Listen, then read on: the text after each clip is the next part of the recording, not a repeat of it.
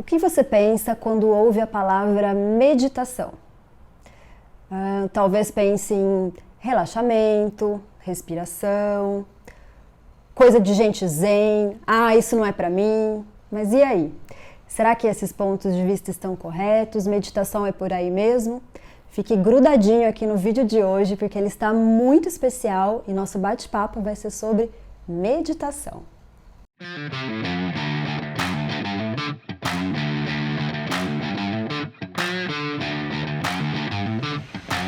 Olá, sejam todos muito bem-vindos ao canal. Eu sou Thalita Fernandes, psicóloga, e o nosso vídeo de hoje eu falei que ele está muito especial porque eu tenho aqui comigo uma convidada muito especial que, além de uma formação linda, ela é um ser humano incrível da qual eu admiro muito. Nicole, gostaria que você se apresentasse um pouquinho para quem está aqui assistindo o nosso canal.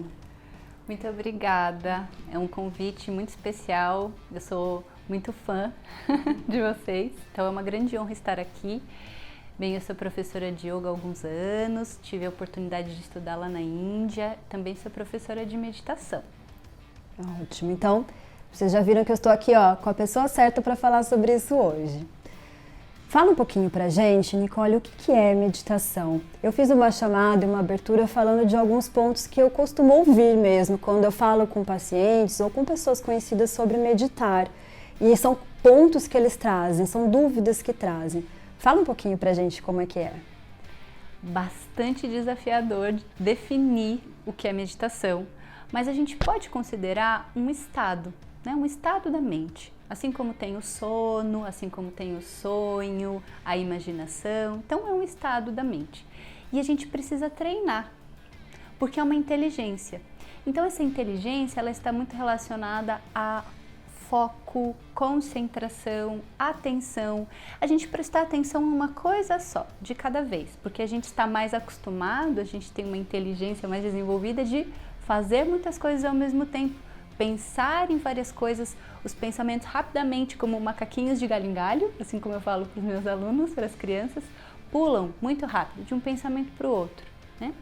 Então a meditação ela é um estado muito refinado da nossa mente.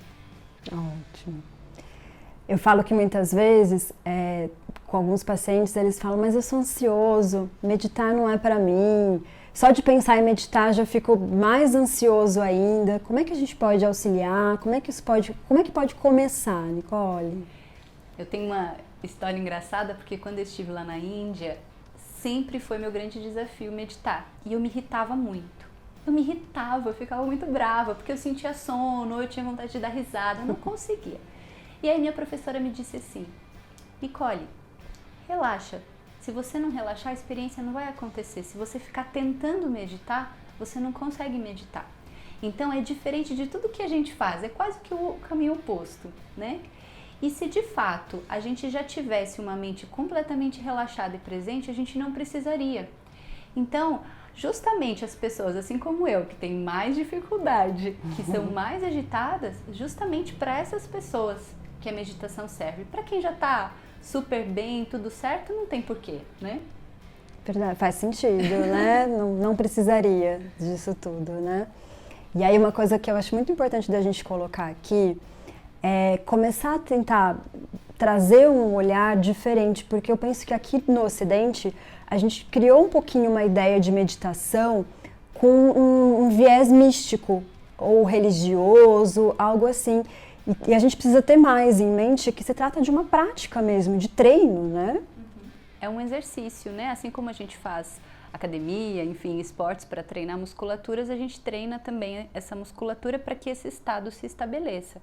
E a gente pode meditar de várias formas. Tem muitos atletas que meditam, que relatam que estão tão presentes, por exemplo, correndo e às vezes até em atividades cotidianas. A gente consegue acessar esse estado, não precisa de nada místico, de nenhum pré-requisito. Isso tudo até pode ser se você se identificar, mas o que é fundamental é treinar o foco, estabelecer uma atenção plena em algum objeto. Esse objeto pode ser a sua própria respiração, esse objeto pode ser uma música, esse objeto pode ser uma frase, pode inúmeras coisas a gente pode utilizar como ferramenta para meditar. E isso nos aproxima dessa experiência. Ninguém precisa ir lá para a Índia, nas montanhas. Não.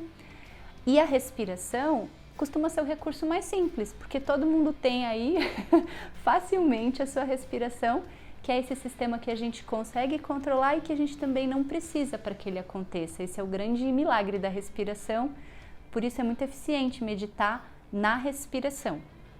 Inclusive, se vocês ainda não viram, aqui no canal tem um vídeo que a Nicole teve um bate-papo com o Thiago sobre respiração, né, Nicole? Sim. Com prática e tudo. Imagina, né, como é que a gente consegue, então, de maneira prática? Ai, tá, eu quero começar a meditar. Por onde? O que que eu faço? Eu vou procurar lá na internet? Como é que eu faço? Olha, a sugestão que eu dou é a seguinte, um pouquinho por dia, sabe? Começa 1 minutinho, por exemplo, uma meditação expressa, porque as meditações, né, até a Thalita pode falar muito bem, de acordo com a neurociência, o tempo de meditação profunda são 30 minutinhos. Mas você exercitando algumas respirações, por exemplo, 1 minutinho, já te traz muitos benefícios, né? Então, antes de uma reunião, antes de algum compromisso importante, deu aquele frio na barriga, para dormir melhor, você pode utilizar esse estado como uma estratégia para te relaxar. Porque, além de tudo, a meditação é uma experiência de relaxamento. A gente tem o hábito de, tô cansada, vou descansar e dorme. Não é a única possibilidade. Culturalmente, a gente está habituado a descansar dormindo, ou viajando, ou tirando férias. Mas se a gente depender só disso para descansar, então é uma estratégia de autocuidado e de autoconhecimento. Por exemplo, trabalhando uma respiração que você possa se sentar no seu trabalho, indo para o serviço no ônibus, por exemplo, indo a pé para o seu trabalho, enfim, fazendo um faxinão em casa. Você trabalhar uma respiração que ela tem o mesmo tamanho. Então imagina só que você vai usar sempre as suas narinas, isso é muito importante para não ficar mais ansioso ou ansiosa. Então a gente vai encher do mesmo tamanho que a gente vai soltar e os pensamentos vão te visitar. Os boletos, o que eu vou fazer depois? Eles vão te convidar, né? O que você faz com esses pensamentos? Meditar e não pensar em nada? Eu não sei, eu acredito que não. A Thalita pode falar melhor pra gente, de acordo com a neurociência. Mas os pensamentos, eles vêm e você não convida eles para tomar um chá. Deixa que eles venham e partam e você volta para esse encher e soltar, encher e soltar.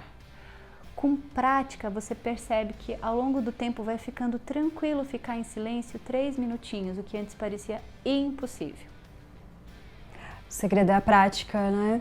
E eu penso sempre na questão de respeitarmos o nosso tempo, porque a gente se compara muito, não é?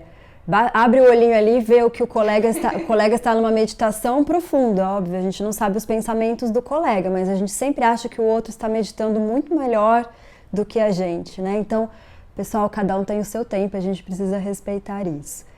E aí eu quero só complementar um pouquinho do que a Ani trouxe aqui pra gente hoje, que é falando que a gente tem vários estudos hoje em dia na área da neurociência, com exames a gente fala os exames de neuroimagem, né?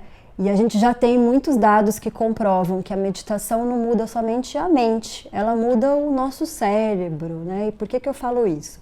Esse estado de concentração que a Nicole falou aqui, que a meditação traz pra gente, ele realmente, a longo prazo, né, ele provoca mudança mesmo no nosso córtex cerebral. E a pessoa precisa, por exemplo, de menos ativação das áreas do cérebro para ela conseguir sustentar a atenção dela por mais tempo em algo. Então, realmente, esse ponto da concentração pode haver muitos benefícios e muita melhora, porque há uma mudança no cérebro.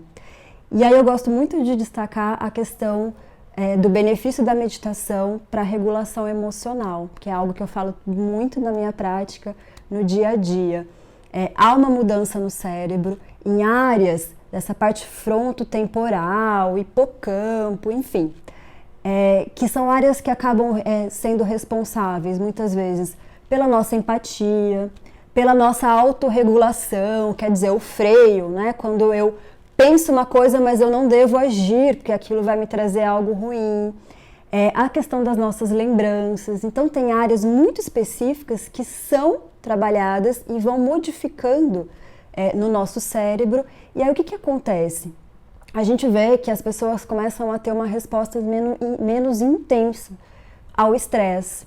Então, essas pessoas começam a ter o que a gente chama de regulação emocional, não tem respostas tão agressivas, pensam antes de falar, e aí vão tendo uma maneira, uma postura no dia a dia de se colocar que pode trazer muito mais benefícios para ela. Então, eu gostaria de complementar que a gente tem muitos estudos nessa área já, que indicam pelo menos esses benefícios, né?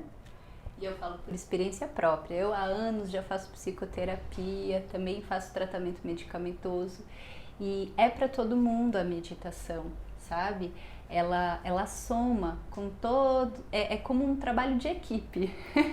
Sem dúvida. Então, quanto mais recursos, mais ferramentas você tiver, mais saúde, né? Mais saúde mental. E a meditação é uma ferramenta como essa. Você pode ter a crença que você tiver, a religião que você tiver, nunca vai desrespeitar, porque é apenas um exercício para se conhecer e para acalmar essa mente, para ter uma mente mais clara, mais presente e assim por diante.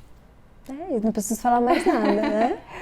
Nicole, eu só quero agradecer muito a sua presença, compartilhar um pouquinho do seu conhecimento aqui com o nosso público.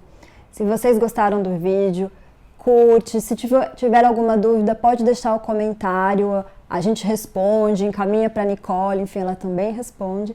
E se gostou do vídeo, compartilhe com outras pessoas e vamos levar mais conhecimento por aí, ok? Até o próximo. Tchau, tchau.